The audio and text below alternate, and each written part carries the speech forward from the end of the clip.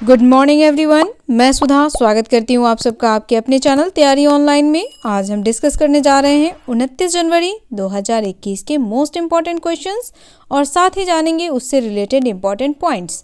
अगर आपने अभी तक हमारे चैनल को सब्सक्राइब नहीं किया तो चैनल को फटाफट सब्सक्राइब कर लें, बेल आइकन को दबाएं ताकि सभी नोटिफिकेशन सबसे पहले आप तक पहुँचे। तो चलिए आज का डिस्कशन स्टार्ट करते हैं। देखते हैं हमारा फर्स्ट क्वेश्चन क्या है।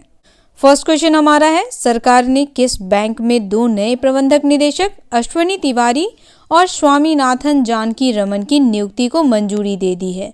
2 नए प्रबंधक निदेशक जो हैं वह भारतीय स्टेट बैंक में नियुक्त किए गए हैं। कौन कौन हैं? तो अश्वनी तिवारी हैं और स्वामीनाथन जानकी रमन हैं।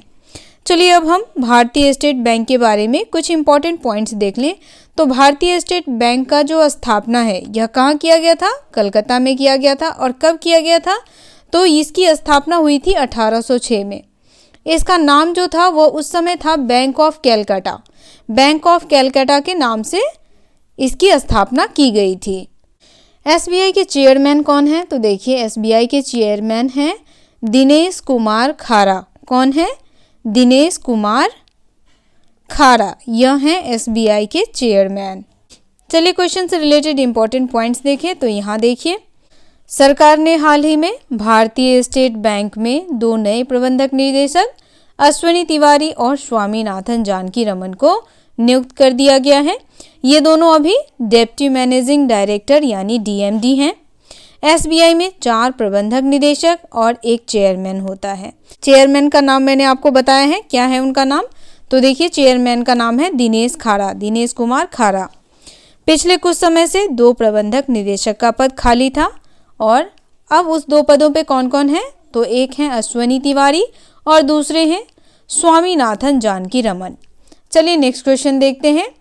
नेक्स्ट क्वेश्चन हमारा है, हाल ही में किस राज्य सरकार ने दक्षिणायनी वेलयूधन के नाम पर महिलाओं के लिए एक वार्षिक पुरस्कार की घोषणा की? तो देखिए यह किया गया है केरल सरकार के द्वारा। किसके द्वारा किया गया है? केरल सरकार के द्वारा।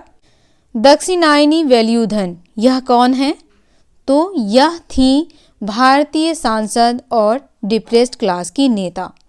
और इनका संबंध किससे था? तो देखिए इनका संबंध था पुलाया समुदाय से। किससे संबंध रखती थी? तो पुलाया समुदाय से संबंध रखती थी। इनका जन्म हुआ था 4 जुलाई 1912 में।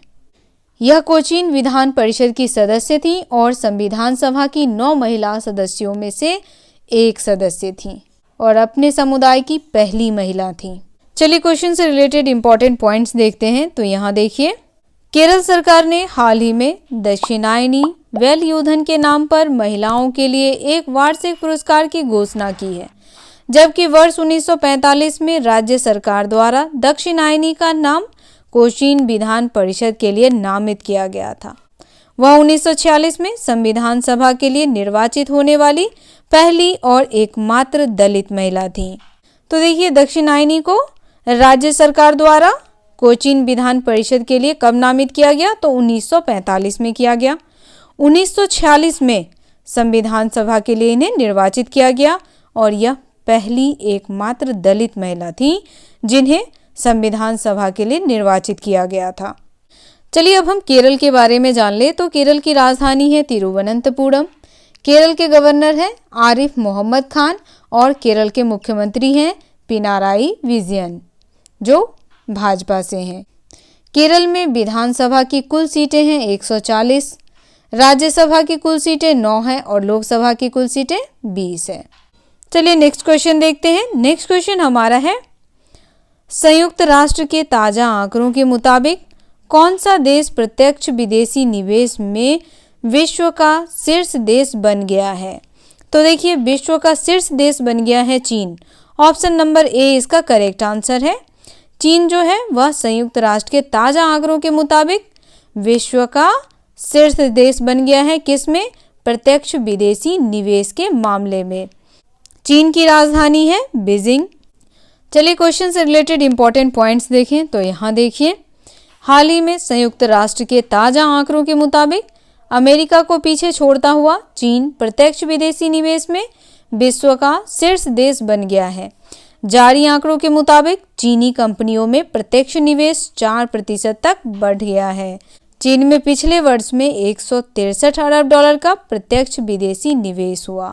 तो चीन पहले स्थान पे है और अमेरिका दूसरे स्थान पे है। चलिए नेक्स्ट क्वेश्चन देखते हैं। नेक्स्ट क्वेश्चन हमारा है, हाल ही में किसके अध्यक्ष ओम बिरला ने भारत पर्व 2021 का उद्घाटन किया? तो देखिए ओम बिरला हैं लोकसभा अध्यक्ष। ऑप्शन नंबर ए इसका करेक्ट आंसर है।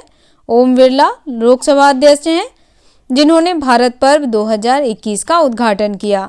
चलिए क्वेश्चन से रिलेटेड इंपॉर्टेंट पॉइंट्स देखें तो यहाँ देखिए, लोकसभा अध्यक्ष ओम बिरला ने हाल ही में संस्कृति एवं पर्यटन मंत्री प्रहलाद पटेल की मौजूदगी में भारत पर्व 2021 का उद्घाटन किया है। लोकसभा अध्यक्ष ओम बिरला ने कहा कि इस आयोजन से देश के 28 राज्यों और 8 केंद्र शासित प्रदेशों की कला, संस्कृति, भोजन, पहनावे और परंपरा को जानने और समझने का अवसर मिलेगा। नेक्स्ट क्वेश्चन हमारा है, 28 जनवरी को पूरे विश्व भर में कौन सा दिवस मनाया जाता है? तो देखिए 28 जनवरी को पूरे विश्व में मनाया जाता है डेटा गोपनीयता दिवस। ऑप्शन नंबर डी इसका करेक्ट आंसर है। डेटा गोपनीयता दिवस, डाटा प्राइवेसी डे। चलिए क्वेश्चन से रिलेटेड इंपॉर्टेंट पॉइंट्स देखें तो यहाँ देखिए, 28 जनवरी को पूरे विश्व भर में डेटा गोपनीयता दिवस मनाया जाता है। डेटा गोपनीयता दिवस का उद्देश्य जागरूकता बढ़ाने और गोपनीयता और डेटा संरक्षण सर्वोत्तम प्रथाओं को बढ़ावा देना है। नेक्स्ट क्वेश्चन हमारा है, भारत सरकार ने हाल ही में किस पुलिस बल के लिए आयुष्मान भारत स्वास्थ्य योजना शुरू किया है? तो देखिए यह शुरू किया गया है केंद्रीय सशस्त्र बल पुलिस के लिए। किसके लिए शुरू किया गया है? केंद्रीय सशस्त्र बल पुलिस के लिए शुरू किया गया है। ऑप्शन नंबर ए इसका करेक्ट आंसर है। क्या शुरू किया गया है यह भी आपको ध्यान रखना है। क्या शुरू किया गया है? आयुष्मान भारत स्वास्थ्य योजना शुरू किया गया है।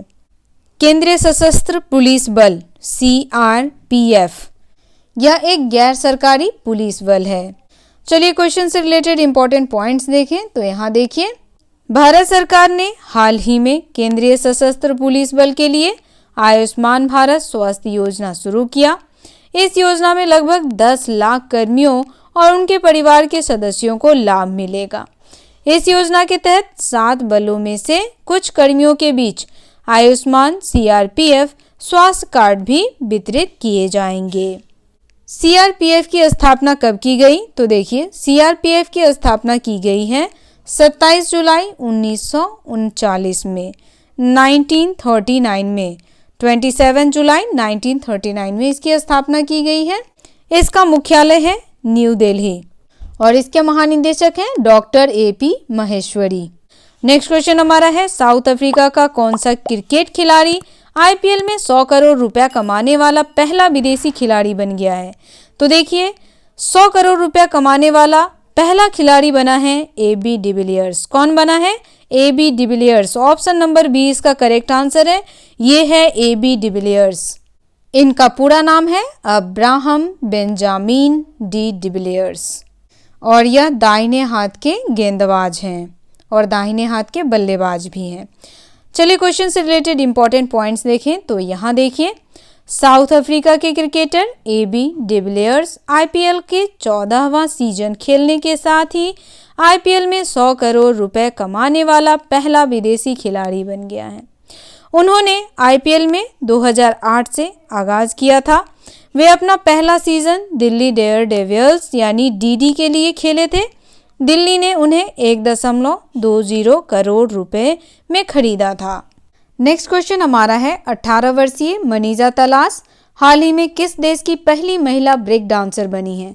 तो देखिए 18 वर्षीय मनीजा तलाश जो हैं वह अफगानिस्तान की पहली महिला ब्रेक डांसर बनी है। ऑप्शन नंबर बी इसका करेक्ट आंसर है। चलिए क्वेश्चन से रिलेटेड इंपॉर्टेंट पॉइंट्स देखते हैं तो यहाँ देखिए, 18 वर्षीय मनीजा तलाश हाल ही में अफगानिस्तान की पहली महिला ब्रेक डांसर बनी है। वे पेरिस ओलंपिक में अपने देश का प्रतिनिधित्व करने के लक्ष्य को हर हाल में पूरा करना चाहती थी। चलिए अब हम अफगानिस्तान के बारे में जान लें तो अफगानिस्तान की राजधानी है काबुल। अफगानिस्तान के राष्ट्रपति हैं अशरफ गनी अहमदजई और प्रधानमंत्री हैं अब्दुल्ला। अफगानिस्तान के पड़ोसी देशों में ईरान, पाकिस्तान, तजाकिस्तान, उज़्बेकिस्तान और तुर्कमेनिस्तान है। चलिए नेक्स्ट क्वेश्चन देखते हैं। नेक्स्ट क्वेश्चन हमारा है, डीआरडीओ ने हाल ही में आकाश एनजी मिसाइल का परीक्षण किया है। इसमें एनजी क्या है? तो देखिए एनजी का अर्थ है नई पीढ़ी, new generation. Option number A इसका करेक्ट आंसर है। एनजी है नई पीढ़ी या आप कह सकते हैं न्यू जनरेशन। चलिए डीआरडीओ के बारे में जान लेते हैं। तो डीआरडीओ की स्थापना हुई थी 1958 में। कब हुई थी? 1958 में। और इसका मुख्यालय कहाँ है? तो देखिए इसका मुख्यालय है नई दिल्ली। और इसके सीईओ कौन है? तो डीआरडीओ के सीईओ हैं डॉक्टर जी सतीश रेड्डी। रक्षा अनुसंधान और विकास संगठन डीआरडीओ ने एकीकृत परीक्षण रेंज ओडिशा से आकाश न्यू जनरेशन मिसाइल का सफलतापूर्वक प्रक्षेपण किया है। यह कहाँ से किया गया? तो ओडिशा से किया गया है। चलिए नेक्स्ट क्वेश्चन देखते हैं। नेक्स्ट क्वेश्चन हमारा है, केवड़िया रेलवे स्टेशन के बारे में सही कथन चुनें। पहला कथन है, यह स्टेशन भारतीय ग्रीन बिल्डिंग काउंसिल के साथ पंजीकृत होने वाला पहला स्टेशन है। दूसरा है, जल प्रबंधन के लिए सुविधाएं यहाँ मौजूद नहीं होंगी। तो देखिए ऑप्शन नंबर ए इसका करेक्ट है। कथन एक जो है वह बिल्कुल सही है। यह स्टेशन भारतीय ग्रीन बिल्डिंग काउंसिल के साथ पंजीकृत होने वाला पहला स्टेशन है। कौन सा स्टेशन है?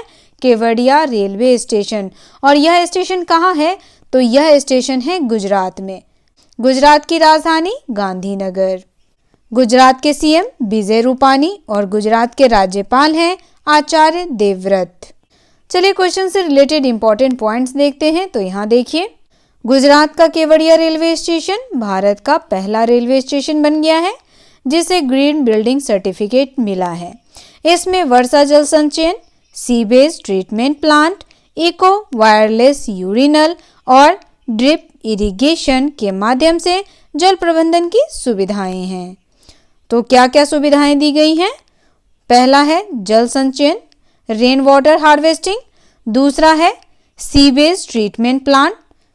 और तीसरा हमारा है इको वाटरलेस यूरिनल। चौथा है ड्रिप इरिगेशन। तो आज का ये डिस्कशन यही समाप्त होता है। डिस्कशन आपको कैसा लगा आप हमें कमेंट करके अवश्य सूचित करें।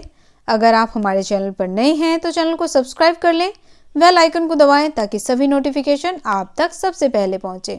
अगर आप हमें यूट्यूब पे देख रहे हैं तो चैनल को सब्सक्राइब कर लें। अगर आप हमें फेसबुक पे देख रहे हैं तो हमें फॉलो करें। मिलते हैं नए दिन नए प्रश्नों के साथ। आप सभी का बहुत बहुत धन्यवाद। Have a good day.